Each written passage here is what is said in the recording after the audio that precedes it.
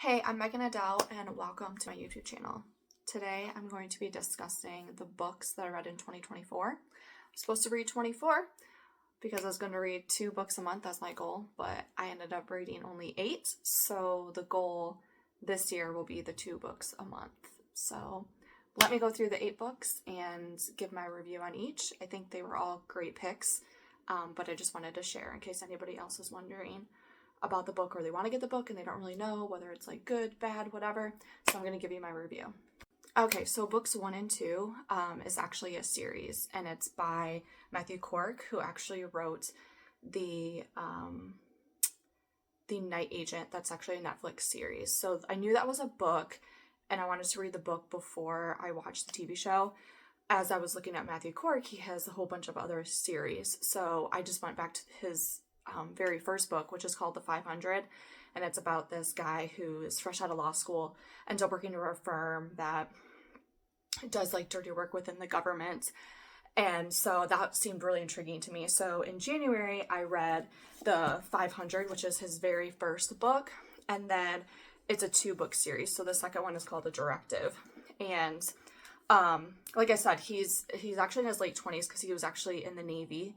I think fresh out of high school, like 18 maybe, because he was a troubled kid growing up. He was very much into like picking locks and doing heists, robberies, things like that. And one of his dreams was always to go to law school. So when he got out of the Navy, he decided to go to law school. So he's about like 28 when the book starts.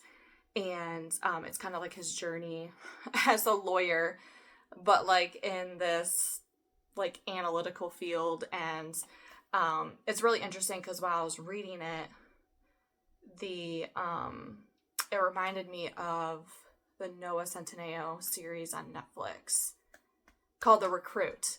It reminded me of that because he was a lawyer, or he is a lawyer in that show, and he's 24, and he's like, I'm just a lawyer, but like in this like chaotic environment. And it kind of gives you like a Jack Ryan-esque if you're into that as well. But overall, it's a great book. It's definitely a thriller if you like political thrillers or any type of thriller at all. I would say read it. This one is it's so good. It's so good, and it's really cool because there are moments because he kind of like grew up in like a broken family. His dad appears in the book, and it's just kind of really cool to see his character and the family dynamics that he had growing up, and I really enjoyed the father and son relationship in this book. It reminded me of the like Angel Has Fallen series, London Has Fallen, Olympus Has Fallen. I don't remember exactly which movie it was where Jerry Butler's character had a moment with his dad, and they had like this bonding moment, like out in the woods and the nature. And this book has something like similar to that. And so, yeah, it's just a great book if you're really into thrillers. And then the second one, The Directive. So I think this takes place like a year or 2 after the first book, because the first book he's about 28, and it takes the time frame is about a year. And then in this one, he owns his he decides to like consult and have his own business as a lawyer, and so he's like 30 in this book. So I think he's been at that job for like 9 months to 12 months maybe.